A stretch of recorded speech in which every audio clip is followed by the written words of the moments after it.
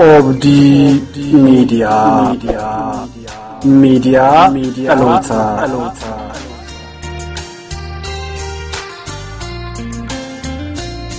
Obdi Median Media ilmaan namoota hunda gardirree qaroomaatti geessuun akkasumas Obdi mana waaqayyootti ilmaan namoota fidurratti kan oolnate ta'uun yeroo addaa garaatti qophiilee mimmiidhagoo hedduu dabarsaa turuun isaanii yaadatama.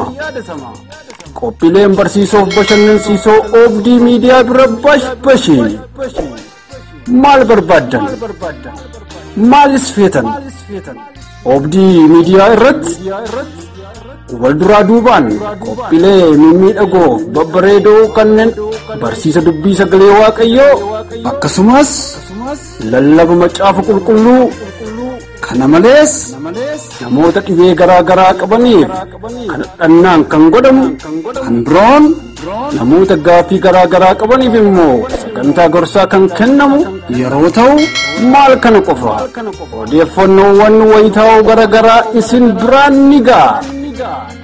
Kota waliin taanee Obdi mana waaqayyootti walitti qabamna. Tajaajila keenya kan isin jala darbeef kanneen gara fuulduraatti isin biraan ga'u hunda argachuudhaaf YouTube channelii Obdi Media subscribe gochuun guutummaa qophii Obdi Media ni argattu. Qopheessaan qophii soortuu Dandanaa Margaa yeroo ta'u editeroota jajjaboof qindeessitoota qophii suur-sagalee ga'umsa qaban waliin ta'uudhaan qophiiwwan mimmi'aawuuf ajaa'ibsiisoo ta'an kan isin biraan ga'u ta'a. Obdi Media Alota.